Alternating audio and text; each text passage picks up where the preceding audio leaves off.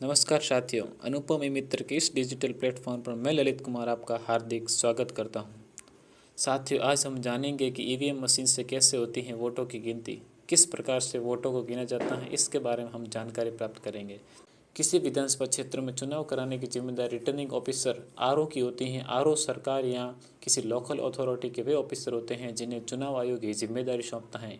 मतदान से लेकर मतगणना और परिणाम की घोषणा भी आरओ की निगरानी में ही होती है। वोटिंग खत्म होने के बाद सभी ईवीएम को बक्से में बंद करके पहले से तय मतगणना केंद्र तक पहुंचा दिया जाता है। मतगणना केंद्र कहां होगा ये फैसला आरओ करते हैं।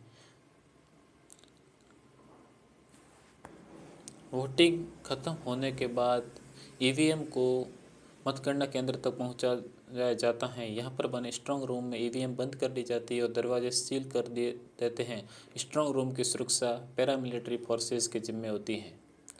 मतगणना केंद्र की सुरक्षा कैसे होती है? चुनाव आयोग की गाइडलाइन के अनुसार मतगणना केंद्र के 100 मीटर के दायरे में बैरिकेडिंग कर पैदल जोन बना दिया जाता है।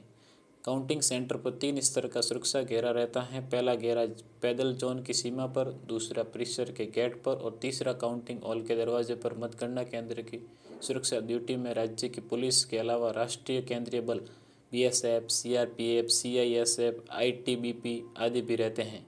स्ट्रांग रूम में ईवीएम मशीन को काउंटिंग हॉल तक ले जाने वाले रास्ते पर पूरी तरह से बैरिकेडिंग कर दी जाती है। इसमें किसी अनधिकृत व्यक्ति को जाने की अनुमति नहीं होती है। काउंटिंग हॉल जहां होती है वोटों की गिनती। मतगणना केंद्र के भीतर काउंटिंग हॉल होता है, यहीं पर वोटों की गिनती होती है। काउंटिंग हॉल एक ऐसा कमरा होता है जिसमें चारों तरफ दीवारें होती हैं और एंट्री व एग्जिट का अलग अलग इंतजाम रहता है। चुनाव आयोग के निर्देश हैं कि एक हॉल में एक ही विधानसभा क्षेत्र की मतगणना हो सकती है। एक काउंटिंग हॉल में 14 से ज़्यादा काउंटिंग टेबल नहीं हो सकती। आरओ की टेबल इन 14 में नहीं गिनी जाती। काउंटिंग हॉल के भीतर चुनाव आयोग के ऑब्जर्वर को छोड़कर कोई मोबाइल फ़ोन नहीं ले जा सकता। काउंटिंग टेबल पर कौन बैठ सकता है? कौन कौन बैठ सकता है? काउंटिंग कराने वाले अधिकारियों को 3 स्टेज पर रैंडम तरीके से चुना जाता है। आरओ काउंटिंग स्टाफ की नियुक्ति करते हैं। कुछ स्टाफ रिजर्व भी रखा जाता है। हर टेबल पर एक काउंटिंग सुपरवाइजर रहता है जो चुनाव आयोग के अनुसार गजेटेड ऑफिसर हो तो बेहतर। इसके अलावा टेबल पर एक काउंटिंग असिस्टेंट और एक माइक्रो ऑब्जर्वर भी होता है जो केंद्र सरकार पीएसयू का कर्मचारी होता है। माइक्रो ऑब्जर्वर अपनी टेबल पर मतगणना प्रक्रिया की शुचिता का जिम्मेदार रहता है। मतगणना वाले दिन कैसे क्या होता है? सुबह 5 बजे काउंटिंग सुपरवाइजर्स और असिस्टेंट की रैंडम तैनाती होती है।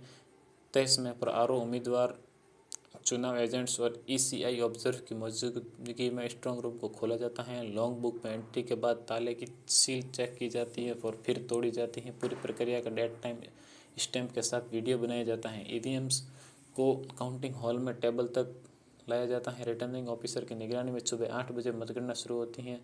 सबसे पहले आरओ की टेबल पर एक electronically transmitted postal ballot papers ITBPS और पोस्टल बैलेट्स पीबीएस की गिनती होती है। ईवीएम से वोटों की गिनती 30 मिनट बाद शुरू हो सकती है। अगर तब तक पोस्टल बैलेट्स की गिनती पूरी नहीं हुई है तो भी हर राउंड की काउंटिंग में 14 ईवीएम में पड़े वोट गिने जाते हैं। उस राउंड की सभी ईवीएम की गिनती के बाद ईसीआई ऑब्जर्वर कोई भी 2 रैंडम ईवीएम्स की पैरेलल काउंटिंग करते हैं। फिर नतीजों की टेबल तैयार होती है। हर राउंड के नतीजों पर सुपरवाइजर, काउंटिंग एजेंट या कैंडिडेट के साइन होते हैं। फिर रिटर्निंग ऑफिसर साइन करता है। उसके बाद बाहर आकर बताया जाता है कौन कितने वोट से आगे चल रहा है। फिर आरओ अगले राउंड के लिए स्ट्रांग रूम में ईवीएम को निकालकर काउंटिंग हॉल में लाने को कहते हैं। मतगणना की पूरी प्रक्रिया वीडियो कैमरों की निगरानी में होती है। इसके बाद वीवीएम पीटी की वेरिफिकेशन की अनिवार्य प्रक्रिया पूरी की जाती है। नतीजे के बाद कहाँ चली जाती है ईवीएम? सारे वोट गिने जाने के बाद रिटर्निंग अधिकारी विजेता उम्मीदवार को जीत का एक सर्टिफिकेट देते हैं। अगर किसी उम्मीदवार को नतीजे पर संदेह है तो वह 45 दिन के भीतर फिर से मतदान की मांग कर सकता है। एक बार नतीजों की घोषणा के बाद ईवीएम को स्ट्रांग रूम में रख दिया जाता है। शुरुआत की तरह इस वक्त भी चुनाव अधिकारियों के अलावा उम्मीदवार या उसके प्रत्येक प्रतिनिधि मौजूद रहते हैं। उनके हस्ताक्षर भी लिए जाते हैं। चुनाव नतीजों के ऐलान के 45 दिन बाद तक ईवीएम उसी स्ट्रांग रूम में रखी जाती हैं। उसके बाद उन्हें भारी सुरक्षा के लिए बड़े स्टोरेज रूम में शिफ्ट कर दिया जाता है।